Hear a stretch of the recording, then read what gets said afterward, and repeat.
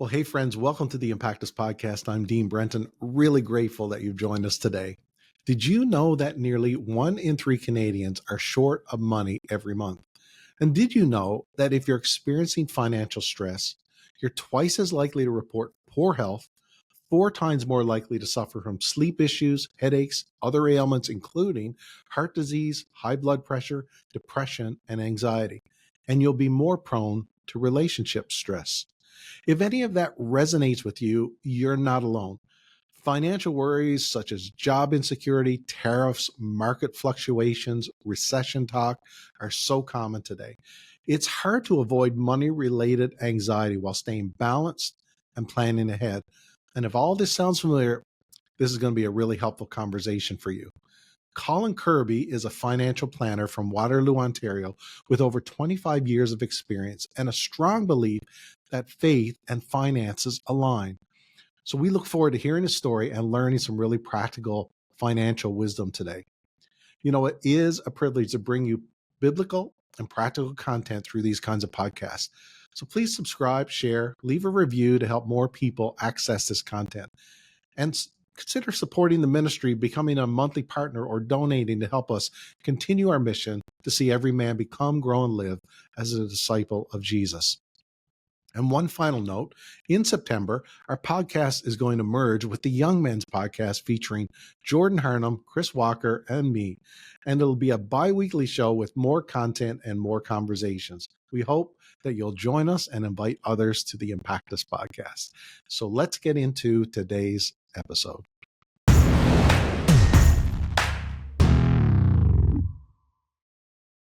Well, welcome to the Impactus podcast, Colin. It is really great to have you. Awesome. Thanks for having me, Dean. I'm super excited about this.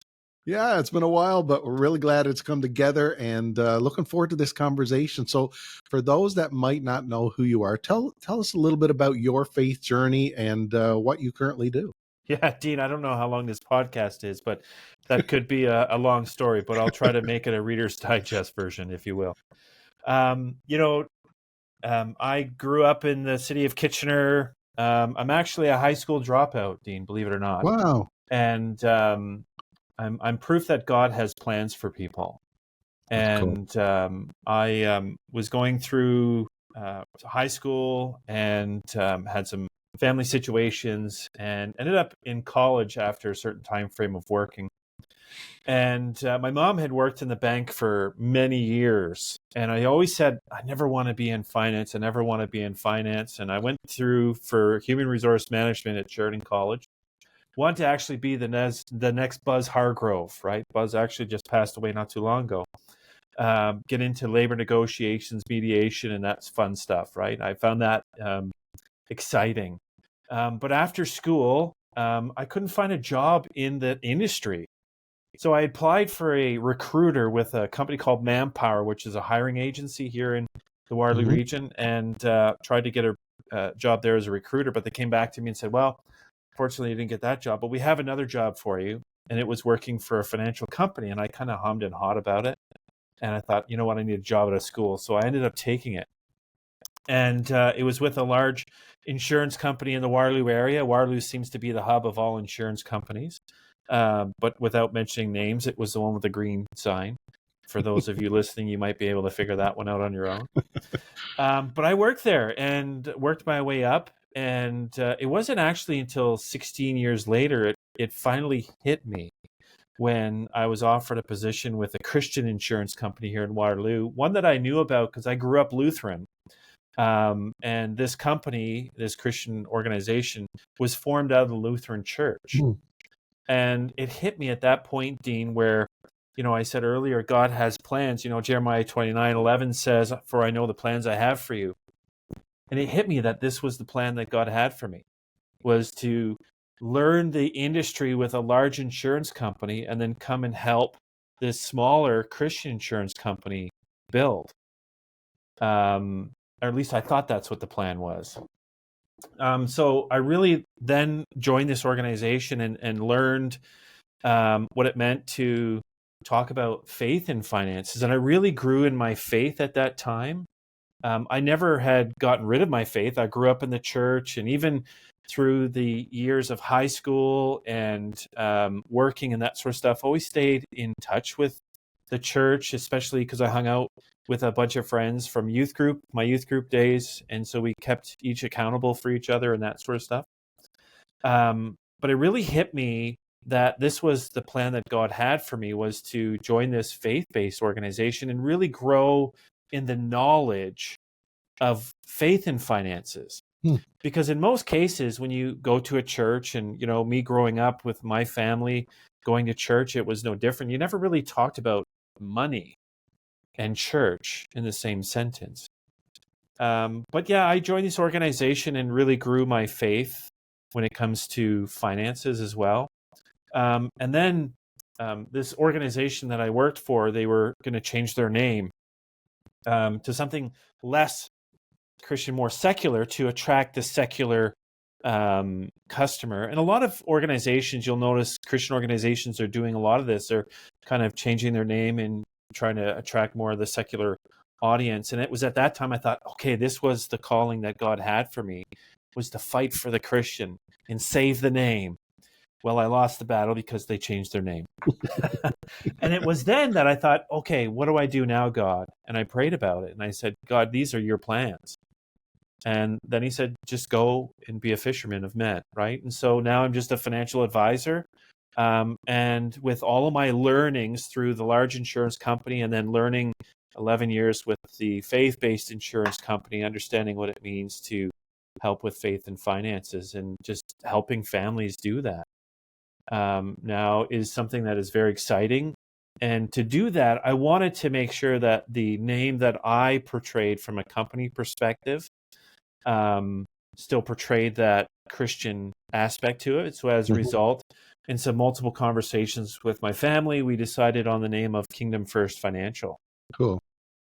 Because one of the Bible verses I grew up with, actually was always in the wallet of my back pocket, was Matthew 6, when we talked about worry, Matthew 6:28. And in that Bible verse, as it gets Matthew 6:33 says, seek the kingdom first and his righteousness, and all will be given to you. And I thought, that's what I need to name this company, because we need to understand that it is all about God's kingdom first.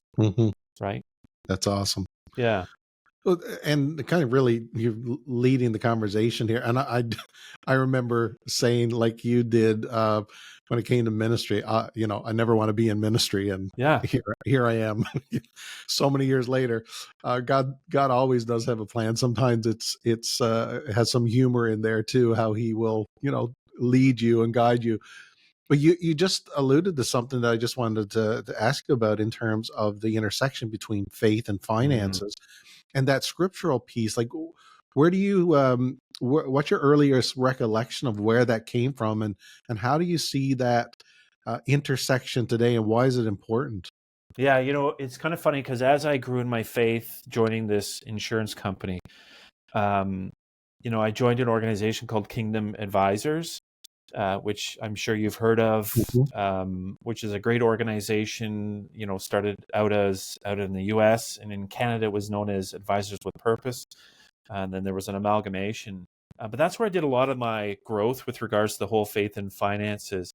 And one of the things that really came to me and was really portrayed at the time was, in the Bible, there are actually 2,350 verses that talk about financial stewardship, money management, which typically is the largest topic in the Bible.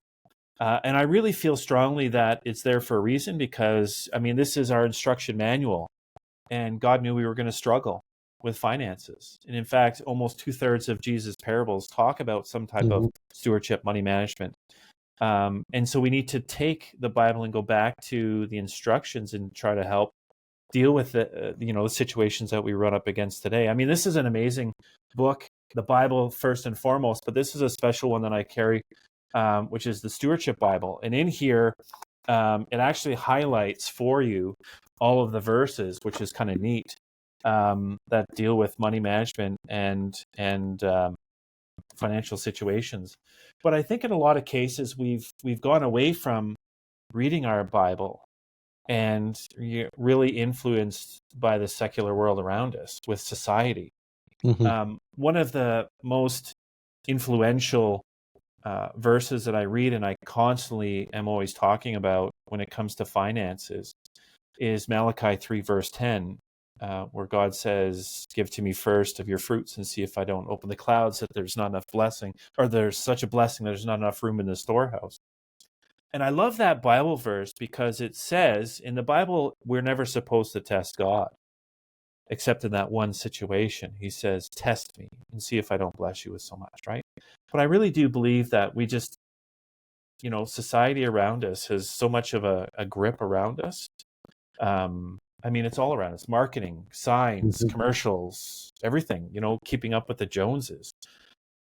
We have so much influence from the society around us that we kind of lost focus and lost faith on finances. Um, Another book that was really instrumental in the mindset is really The New Money Mindset, which is written by Brad Hewitt, who is a old CEO from a company down in the United States called Thrivent, um, which was a sister company to the company that I joined here in Canada.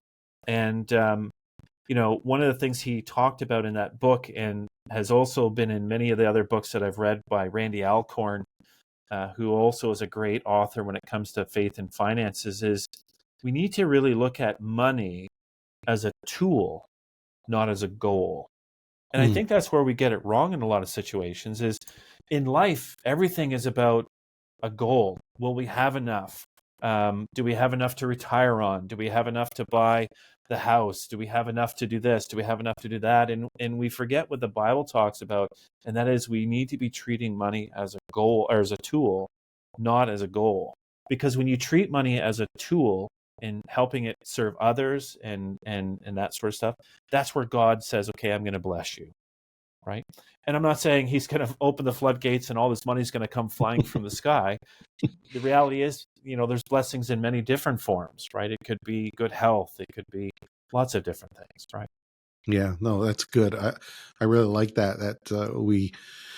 we need to stop making money the goal, right? It's yeah, Totally. and that I think has informed so much of not only the some of the drive and some of the ambitions that we have, but it also drives a lot of the anxieties we have. And you and I were just chatting just before we got on the call here. There's so much, from job insecurity to tariffs, market fluctuations, and there's this anxiety that's in the air around finances. Like, what do you say, or how do you encourage Mm-hmm. people at this time, and maybe even more personally, how have you navigated like times like this to keep that kingdom perspective and not be overwhelmed with anxiety or fear? And that's something that's always very difficult, Dean, is dealing with that fear, dealing with that anxiety in clients, because if you ask one of the things that's most important to them, where they get a lot of fear and anxiety, other than their family and health, money's one of the biggest topics. And I come back to that verse, Matthew 6:28, where it talks about worry. When you worry, does it add, a day to your life? And I think we have to go back and look at that. And when we look at our anxiety and our worry and say, are we keeping it inside, or are we giving it to God? Right? Mhm. Because I think that's what we have to learn first and foremost is understanding that we don't have control over what happens, whether it be in the markets, whether it be in our health, whether it be in whatever situation we're running into in life. We have to learn to give that to God, which makes, it sounds so much easier than it really is, right? As I said, I really struggled with worry and anxiety growing up, and that's why I had to keep that verse in my pocket. But when you talk about people's finances, and we deal a lot with it in what we do at Kingdom First with education, is you have to ground them and come back to the fact that we are not in control. We have to understand that God is in control, but we have to be good stewards at the end of the day, right? Mhm. And we have to, and this is where I go back to, we need to look at money as a tool, not as a goal. Um, and sometimes when you have that different mindset, it really helps in situations. One of the things that we do at Kingdom First Financial is we talk about, financial principles to live by, which are your standard. You'll see them all the time. Spend less than you earn, be wise with debt, plan against setbacks, have a long and short-term plan, and give back. And we typically will educate on those. But we also say, if you don't build those on a solid foundation, it can crumble. And that's where that anxiety sets in. And that's where that worry comes into play. But if you have a strong foundation, it makes it more solid, right? We think about the Bible verse that says, when you build your house on the stone, and the winds blew and the floods came and the house survived. You have to think about even your finances. And that's where the principle or the foundation of even our financial situations, we have to understand that we don't own any of this, Dean, right? That's God right. is the owner of everything. Yeah. And it's our job to just be simply stewards or managers of those resources that God has given us.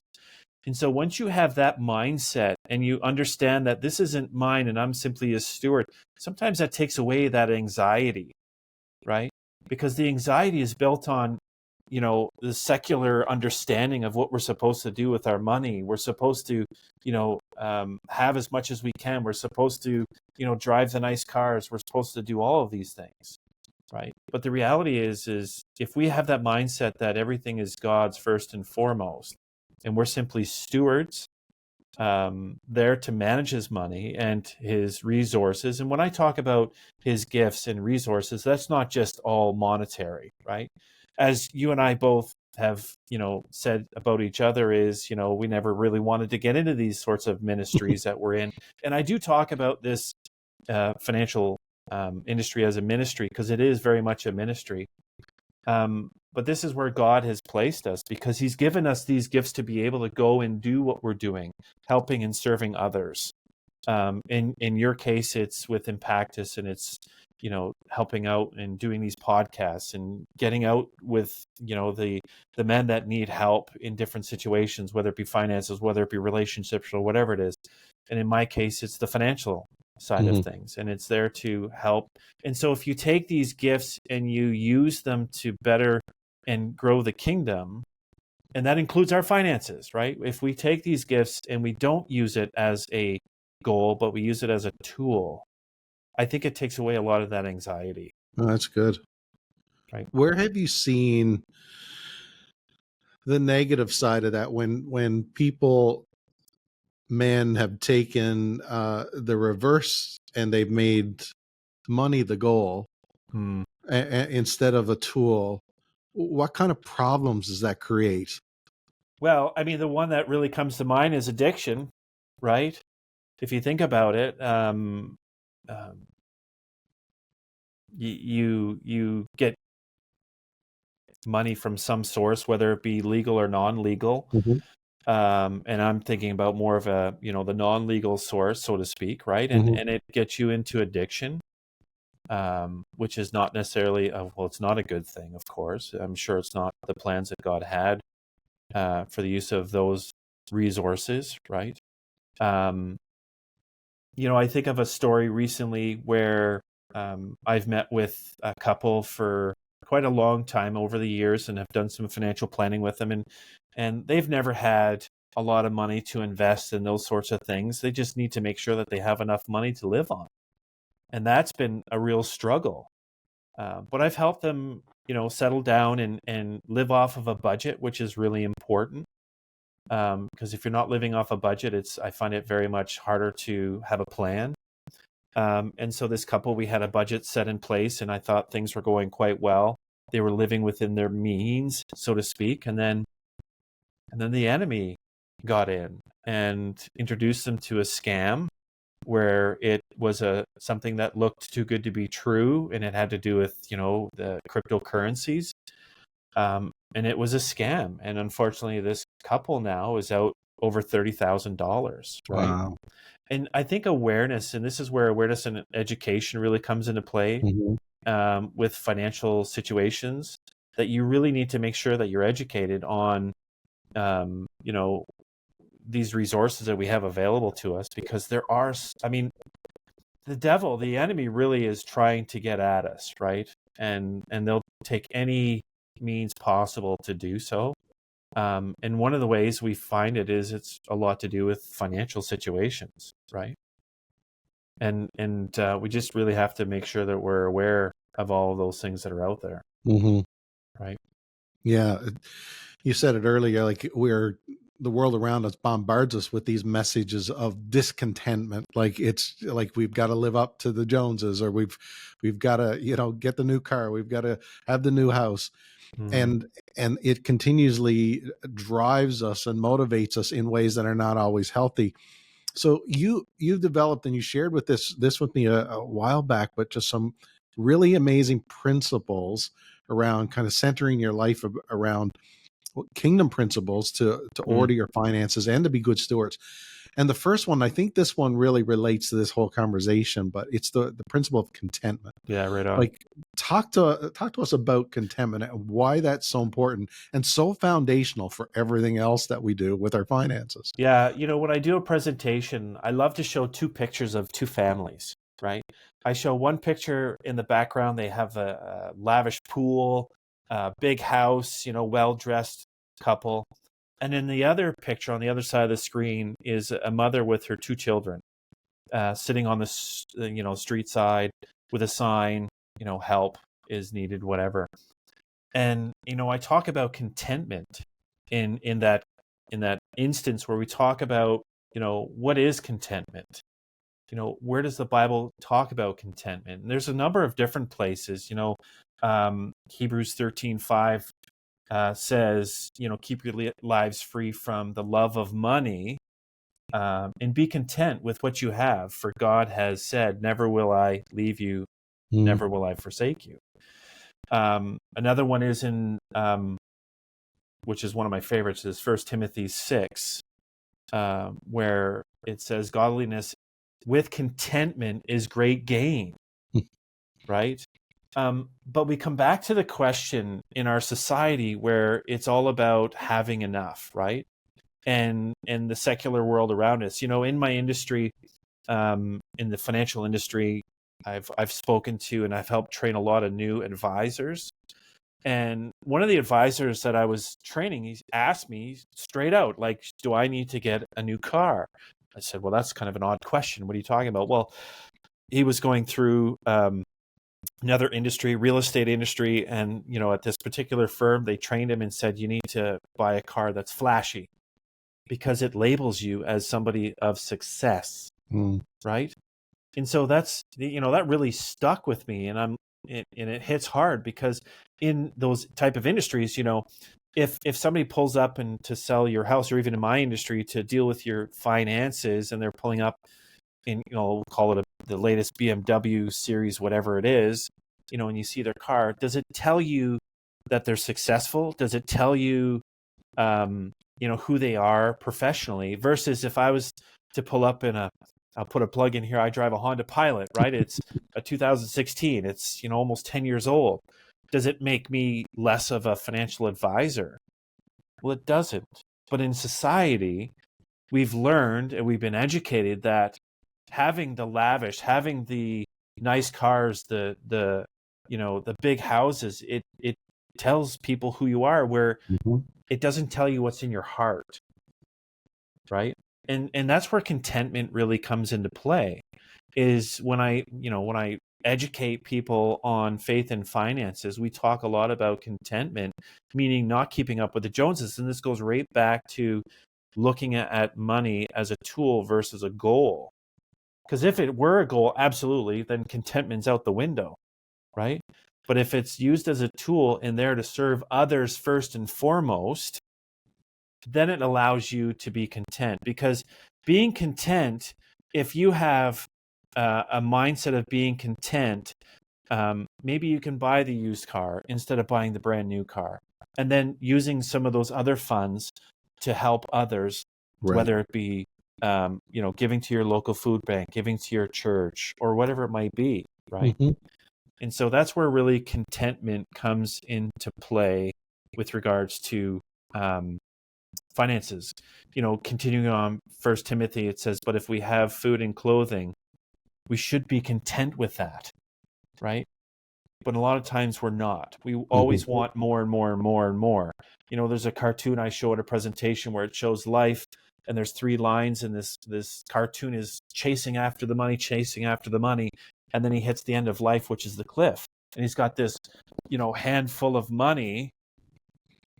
We take nothing. We brought nothing into this world, and we can take nothing out of it, right? So we need to be content with what we have so that we can serve others with the extra, if you will. Yeah, that's really good. I love that verse. Godliness plus contentment equals great gain. Right? 100%, right? That's incredible. And it's not just financial gain; it's gain in all areas of our lives, right? And Absolutely. that's what God wants for us. Now you've got some, and time won't permit us to go into the whole presentation, but you've got some other incredible principles that you've developed into a presentation. Like, is there one that you really really feel passionate about, like that's really relevant for the day that we're living in, that you say, yeah, like if I was to give you some advice, like don't miss this thing, like is Yeah. there anything else that you'd throw in there? Well, the one is debt, of course, right? We need to be wise with that. And I find that that's one piece where a lot of people will struggle, especially when you look at, financial situations that we live in with regards to, the cost of everything seems to be going up.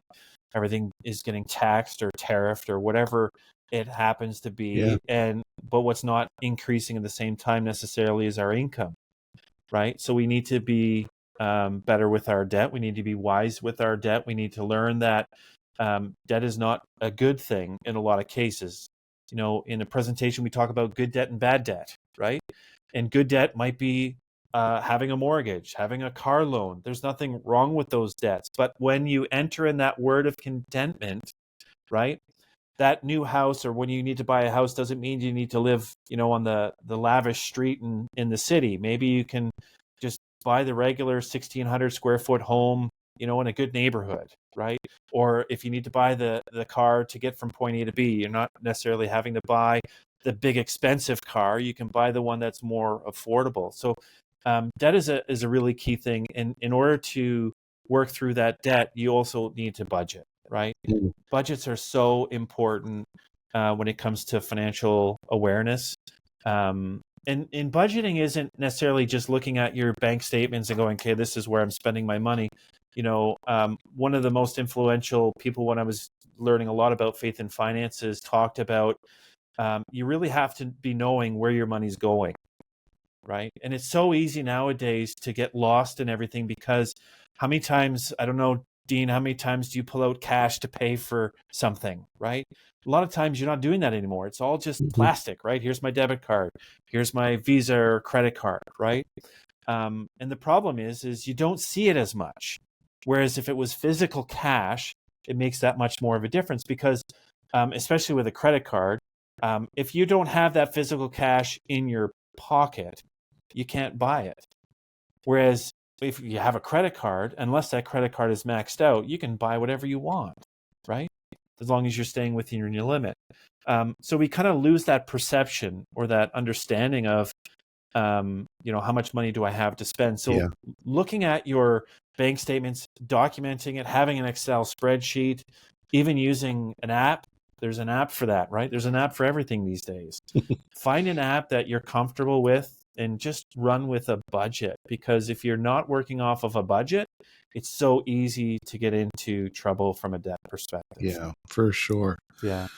I think the bookend to the principles you've identified, there's some of these are things that how we can be good stewards, but there's a generosity principle as well Oh that yeah, for is sure. about others, right? And Yeah. just tell me the importance of, as we think about our finances, think about being good stewards. It's not just the things that I have to spend on me. How Mm. does generosity play into spending on others or You helping know, others? and I'm glad you brought that up, Dean, because when you asked the question about another principle, debt is an important one, I'm sure, for the audience that's out there, whether you're listening to Impactus podcast or anybody. But I love to talk about the generosity section, And unfortunately, it's the fifth topic when it really should be the first one, right?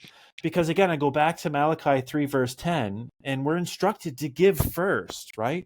And if we use money as a tool to give first, that's where those blessings happen. Mm. And try to tell this story real quick.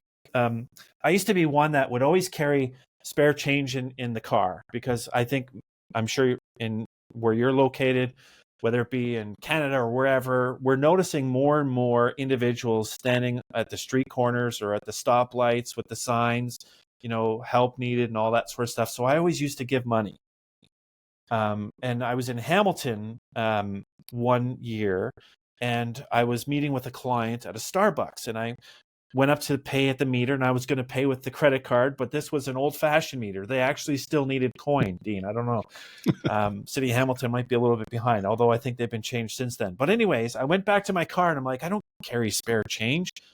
All the spare change I had in my pocket on the side was gone. So I was like going through, looking underneath the seats and in the crevices, and I came up with enough that I put into the meter, and it was just enough for an hour parking. I thought, okay, this is great. So I went back to the car and grabbed my bag, and as I came out, all of a sudden, this guy was like right there in my face, and he says, "Excuse me, sir, you have any spare change?" And I said, I don't. I'm sorry. If you just saw how I was digging through the spare change, like I got nothing, like literally nothing. He says, that's okay. I wanted to buy a coffee. And so he started to walk away. And Dean, I looked at the sign, and it was screaming at me, coffee shop, right? And I'm like, hang on a second. I'm about just to go into this coffee shop. Why don't I just buy you a coffee and a sandwich or something? And Dean, he said to me, he says, no, that's okay. I wanted to buy a coffee down the road. And then it changed my mindset. I'm like, you just wanted to do something with it. And we go back to what I talked about earlier about addiction, right? He wanted to just use this money for his addiction. And I thought, you know what? I'm not going to do this anymore. I'm not going to do this anymore. And it was 2 weeks. I think it was maybe 2 weeks or 3 weeks later. And I was at an Impactus event, which back in those days was a Promise Keepers event. And it was at the church in the Key in Toronto. And this room, this sanctuary was 2,800 men in this room. And on the stage was Dwayne Klein, and he was preaching to all these men about homelessness in Hamilton and all those sorts of things. And Dean, I thought he was talking to me specifically. It's like I had that spotlight on me and everybody else was just not listening. And he talked about how we are to give first and foremost, right? We're supposed to use money as a tool to give, because that's what we're judged on when it comes to the time when judgment comes. We are not supposed to judge what they're going to use those funds for. We're supposed to judge, we're supposed to look at what are we going to be judged on, right? And so that's where generosity really comes in to play. And then my mindset went right back to the way it was before, was we got to not worry about what other people are going to do with their giving. And so long story short is this is really, when we come back to Malachi 3, verse 10, and then this story of this homeless guy, it really is a hard issue, right? Where we have to look and say, we're supposed to be using money as a tool. This is why God gave us money. It wasn't to become an idol, because we know we can't love God and money. We know that. That's in the Bible. And we're supposed to be using money as a tool, and we need to first and foremost give. Yeah. And I'm not here to say, hey, we're supposed to give 10% as the old covenant, or the point Jesus said, be a cheerful giver, right? Give what you can. And we'll be blessed by that. And whether that be, good health, whether that be a good job, whatever it might be, right? But we need to learn from what the instructions are in the Bible. And that's what I love to do. That's why I say I have two ministries. One is the professional ministry, which is help people from a financial planning standpoint. But the other ministry, which we're really trying to amplify, is really that education piece. Is just go and educate brothers and sisters on faith and finances, because, it's gotten away from us, because the secular world is really taken over the education in keeping up with the Joneses, and never mind contentment, right? And then giving. Yeah. Right. I always say, our lives, what we do is we spend it, we save it, we pay our taxes, and then whatever's left, we give. Right. But I say we spend, we give, we go, there's no more to give. Right. And it needs to be the opposite. We should be giving first. Right. Colin, this is so good, so practical, and so needed. And we could talk about all the other principles, but I think this is just a great place to end this conversation today. Money is a tool, not the goal, and to reorient our lives around God's principles, I think would do wonders for us as individuals, as families, as churches. And so, thanks for sharing this today. Where can people find out more about Kingdom First Financial, or connect with you, or even get some of the resources you've mentioned? Yeah, absolutely. They can always reach out to us just on our website, kingdomfirst.ca. We've tried to make it as easy as possible. Kingdomfirst.ca. There's some resources there that they're there to help. One of the great resources that you can even utilize is a debt calculator, right? There's a debt calculator on there. If you plug in some numbers, or even if you need help with any of that sort of stuff, we're here to help. Well, thanks so much, Colin. Like I said, this has been very practical, very needed, very timely. So thanks for your time today, and encourage anyone who's listening, reach out, kingdomfirst.ca, and have a chat with Colin and his team, and it'll do you a world of good, and you'll be blessed for it. So thanks for your time today. Yeah, thanks, Dean, and blessings to you and your ministry. Thanks for listening to the Impactus podcast. To learn more about living a life of purpose and godly impact, check out impactus.org.